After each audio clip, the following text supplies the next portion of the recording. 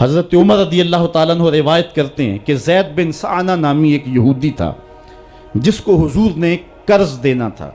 آقا کریم علیہ الصلوۃ والسلام دو جہاں کے مالک ہیں، لیکن حضور کا فقر اختیاری تھا۔ آقا کریم علیہ السلام کے گھر میں بسا اوقات کتنے دن چولہا نہیں جلا کرتا تھا۔ حضور ادھار لے کر کے لوگوں کی مصیبتوں کو بھی دور کرتے، اور گھر کا چولہا بھی بعض اوقات ادھار لے کے گرم کرنا پڑتا۔ اعلیٰ حضرت فرماتے ہیں مال کے کونین ہیں گو پاس کچھ رکھتے نہیں، دو جہاں کی نعمتیں ہیں ان کے خالی ہاتھ میں۔ تو کہتے ہیں کہ ایک دن حضور علیہ السلام کی خدمت میں ایک شخص حاضر ہوا جس کا نام زید بن سعنہ ہے اور یہودی ہے، اور اس نے حضور علیہ السلام سے قرض کا تقاضا کیا، لیکن تقاضا اتنے سخت انداز سے کیا کہ اس نے حضور علیہ السلام کی قمیص کو پکڑ کے کھینچا بھی۔ تو حضرت عمر رضی اللہ تعالیٰ عنہ نے جب دیکھا تو بڑے گھور کے اس کی جانب دیکھا اور اس کو پیچھے ہٹاتے ہوئے کہا کہ تجھے شرم نہیں آ رہی کہ اللہ کے رسول کے ساتھ کیسے سلوک کر رہا ہے اور میں تیرے سامنے موجود ہوں؟ تو حضرت نبی رحمت صلی اللہ علیہ وسلم نے حضرت عمر کو کہا عمر مجھے تجھ سے اس بات کی توقع نہیں تھی۔ ذرا غور کیجئے حضور علیہ السلام کی اس سیرت کے انداز کو۔ ایک شخص آ رہا ہے اور حضور سے سختی کر رہا ہے، ابھی حضور کو قرض لٹانے کی جو تاریخ ہے اس میں بھی 4 دن باقی رہتے ہیں، اور وہ ناجائز سختی کر رہا ہے۔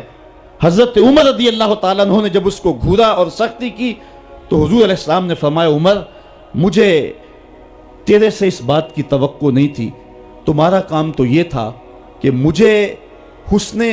ادا کی تلقین کرتے کہ اچھے انداز سے قرض واپس کرو، اور اس کو جو ہے وہ نرمی کی تلقین کرتے، اور پھر آقا کریم علیہ السلام نے فرمایا اس کا قرض ادا کر دو، اور اے عمر جو تم نے اس کو گھورا ہے اس کے بدلے میں 20 وسق زیادہ کھجوریں بھی تم اس کو دو گے۔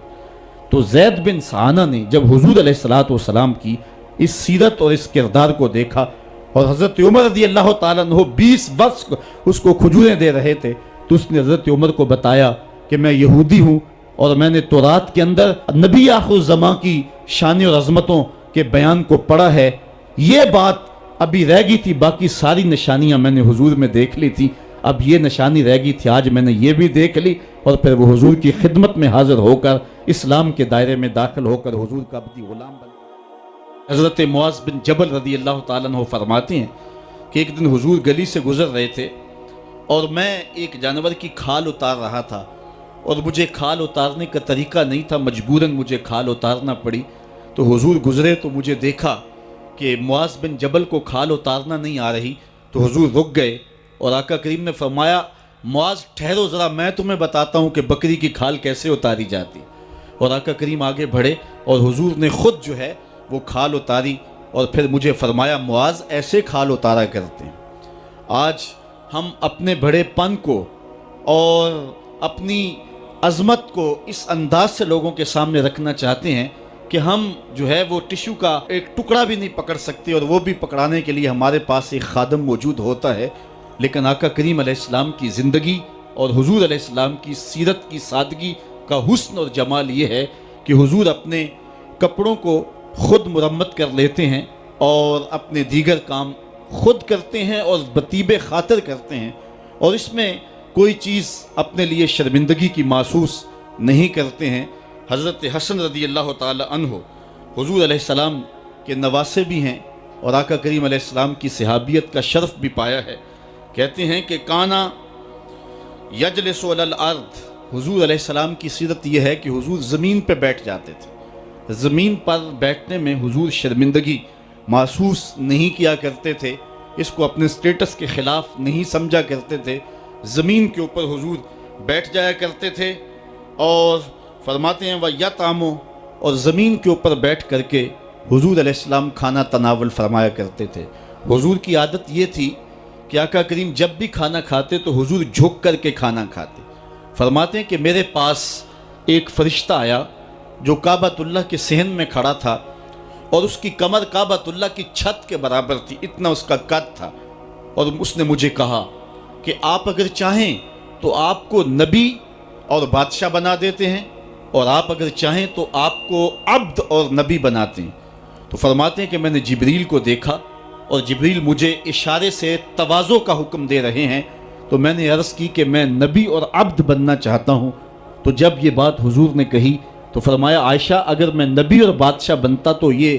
جتنے بھی پہاڑ ہیں یہ سونا بن کے میرے ساتھ چلتے، لیکن میں نے اس بات کو اختیار نہیں کیا۔ اور اس کے بعد حضور علیہ السلام جب بھی کبھی کھانا کھاتے تو حضور جھک کر کے کھاتے، جس طرح مالک کی دہلیز سے خیرات ملتی ہے اور کوئی خادم اس کو جو ہے وہ شکرانے کے طور پہ جو ہے وہ انتہائی عجز کے ساتھ کھاتا ہے، ساری زندگی حضور نے کھاتے اور پیتے ہوئے تکیہ نہیں لگایا،